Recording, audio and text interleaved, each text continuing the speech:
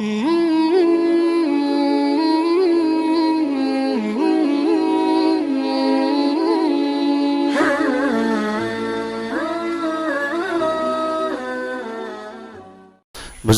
محترم، میرے نوجوان بھائیوں، کل آپ حضرات نے تراویح کی نماز میں قرآن مجید کے 26ویں پارے کو سماعت فرمایا۔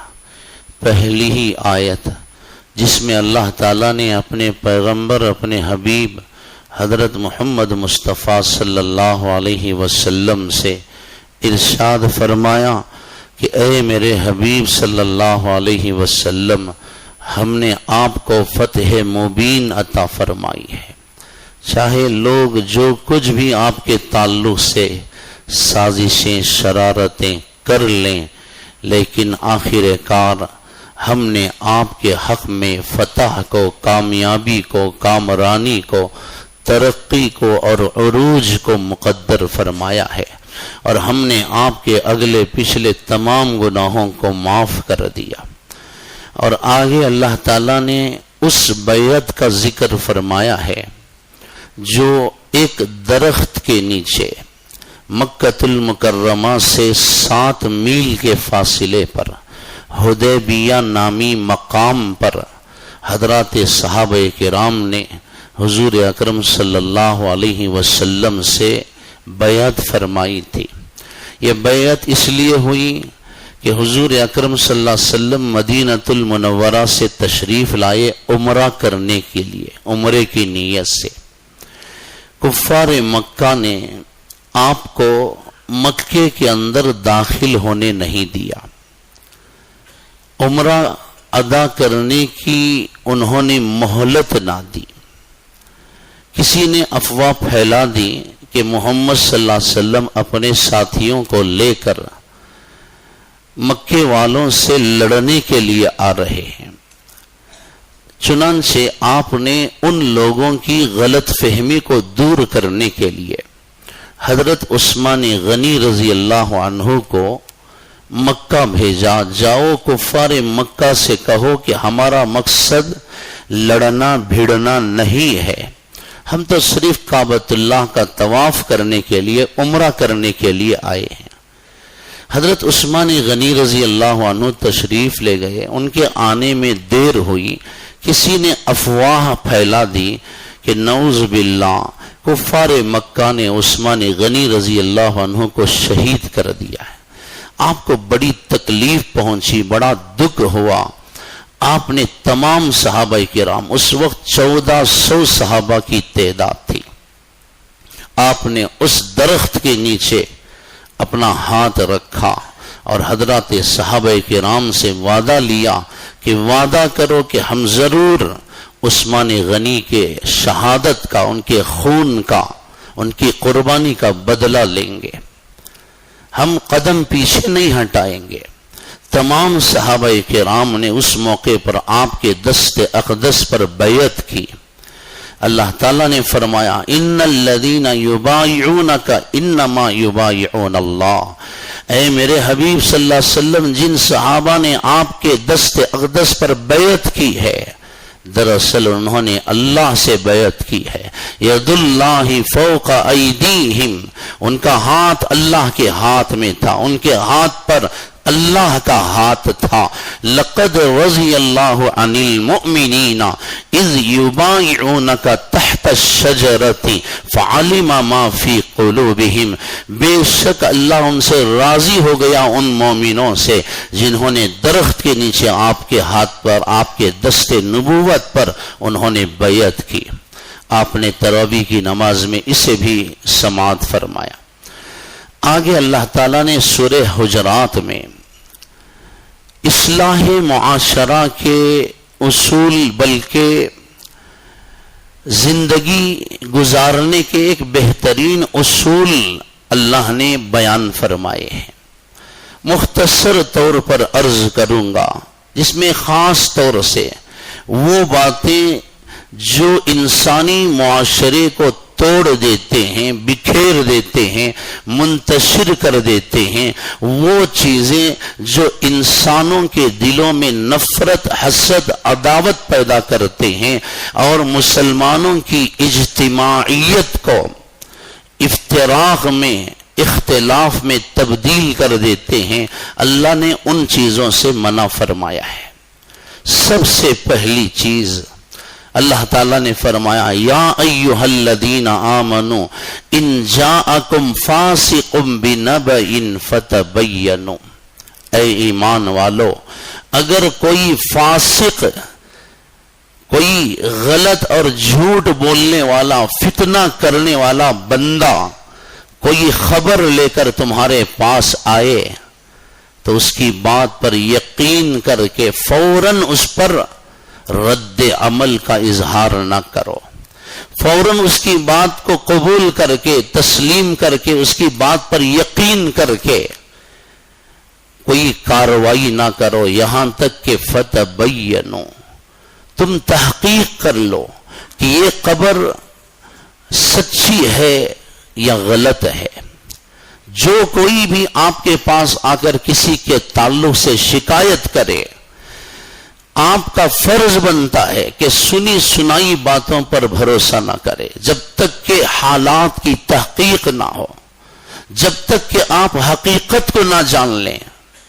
فتبینوا، قرآن کہتا ہے اس واقعے کی تحقیق کرو، تصدیق کرو، لوگوں سے معلوم کرو۔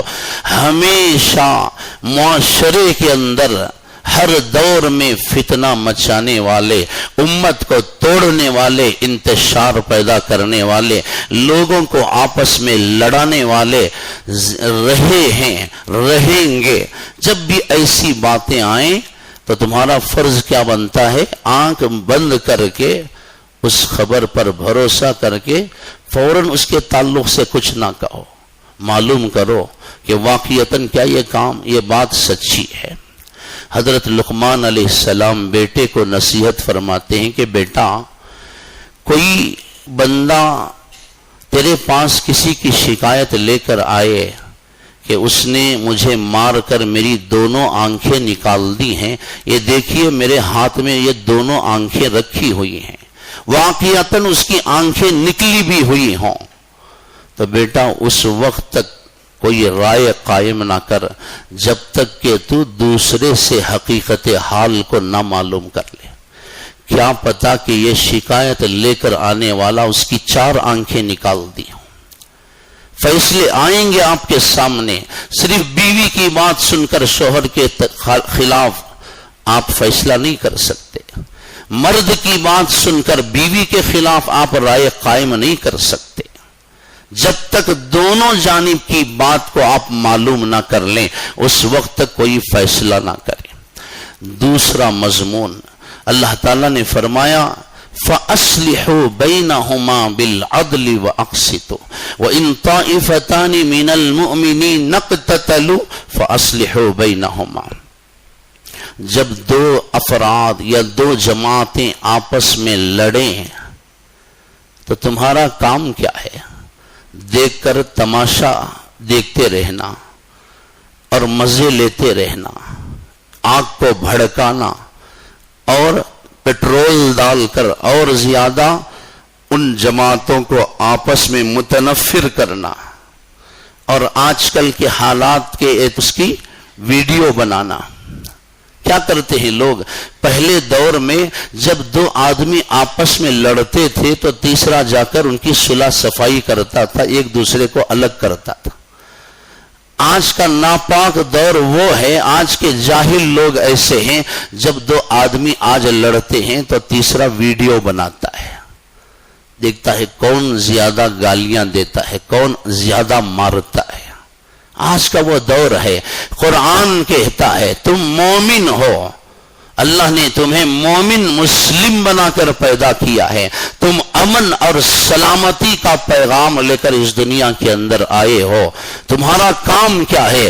2 آپس میں لڑنے والوں کے درمیان صلح کرو، فَأَصْلِحُوا بَيْنَهُمْ، ان کو آپس میں ملاؤ، لڑائی میں اور زیادہ آگ نہ ڈالو، تیل نہ ڈالو، पेट्रोल डालकर और ज्यादा आग ना भड़काओ, उसकी बात इसे कहकर इसकी बात उसे कहकर और ज्यादा लोगों के दरमियान नफरत ना पैदा करो।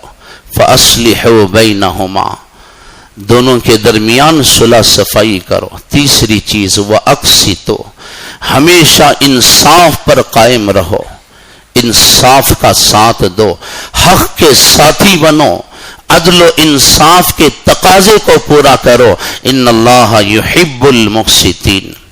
आगे अल्लाह ताला फरमाते हैं या अय्युहल्लज़ीना आमनू ला यस्खर कौमुम मिन कौमिन असा अन यकूनु खैरम मिनहुम। इस मामले में अल्लाह ने मर्दों के लिए अलग, औरतों के लिए अलग जिक्र फरमाया। क्या जिक्र फरमाया?